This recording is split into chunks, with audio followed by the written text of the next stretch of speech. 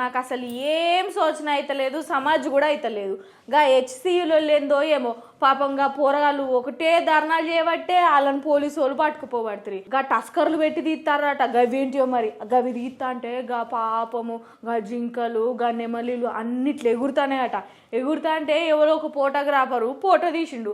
గా ఫోటో మీ అందరికి ఎరికే కదా, అదే సోషల్ మీడియాలో బగ్గ వైరల్ అవుతుంది. గాయ నన్ను పట్టిస్తే 10 లక్షలు ఇస్తారట. మరి గా కథ ఏందో చూద్దాం పారి ఒక పారి.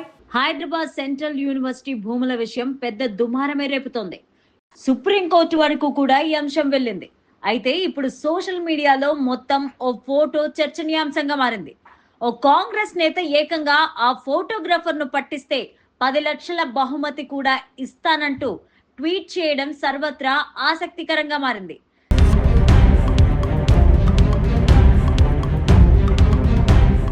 హెచ్సియు దగ్గర తీసిన ఒక ఫోటోలో జేసీబీలు భూమిని చదునుతుండగా అక్కడున్న జింకలు నెమళ్ళు భయంతో పరుగులు తీస్తున్నాయి. ఈ ఫోటోను అనేక మంది సెలబ్రిటీలు, ఇన్ఫ్లుయెన్సర్లు, సాధారణ నెటిజన్లు విస్తృతంగా షేర్ చేశారు. అయితే కాంగ్రెస్ పార్టీ మాత్రం ఈ ఫోటోను నమ్మడం లేదు. ఇది పూర్తిగా కృత్రిమ మేధస్సు అనే ఏఐ ద్వారా ఎడిట్ చేసిన ఫోటో అని వాదిస్తున్నారు. ఈ వివాదం పైన కాంగ్రెస్ నేతలు వ్యంగ్యాస్త్రాలు సంధిస్తున్నారు. తాజాగా కాంగ్రెస్ నేత రోహిన్ రెడ్డి ఈ విషయం పైన ట్విట్టర్ లో స్పందించారు. ఇంత అద్భుతమైన ఫోటోను తీసిన వ్యక్తి ఎవరో గుర్తించినా మాకు సమాచారం అందిస్తే 10 లక్షల రివార్డ్ ఇస్తామని ప్రకటించారు. ఈ ఫోటో నిజమైనదేనా లేదా ఎడిట్ చేసిందనే అంశం ఇప్పుడు రాజకీయ వర్గాల్లో చర్చనీయాంశంగా మారింది. మరోవైపు హెచ్సియు భూముల్లో చెట్ల నరికివేత, ఇతర పనులకు సంబంధించి సుప్రీంకోర్టు కీలక ఆదేశాలు జారీ చేసింది. కంచగచ్చిబౌలి ప్రాంతంలో ఈ భూముల్లో తదుపరి ఆదేశాలు వచ్చే వరకు ఎలాంటి చెట్లు నరకవద్దని, ఎటువంటి నిర్మాణ పనులు చేపట్టొద్దని ప్రభుత్వాన్ని ఆదేశించింది. హైకోర్టు రిజిస్ట్రార్ పంపిన మధ్యంతర నివేదికను పరిశీలించిన తరువాత సుప్రీంకోర్టు ఈ నిర్ణయం తీసుకుంది.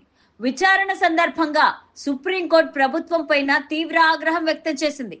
చట్టాన్ని చేతుల్లోకి తీసుకుంటారా అని ప్రశ్నించింది. ఈ పరిణామాలపైన రాజకీయ పార్టీలు స్పందిస్తున్నారు. కాంగ్రెస్ పార్టీ ఫోటోను ఏఐ సృష్టిగా కొట్టిపారేస్తుండగా ఇతర ప్రతిపక్షాలు మాత్రం పర్యావరణానికి జరుగుతున్న నష్టం పైన ఆందోళన వ్యక్తం చేస్తున్నాయి. నిపుణులు కూడా సుప్రీంకోర్టు నిర్ణయాన్ని స్వాగతిస్తున్నారు. హెచ్సియు భూముల్లో పనులు నిలిచిపోవడంతో తాత్కాలికంగా ఊపిరి పీల్చుకున్నారు.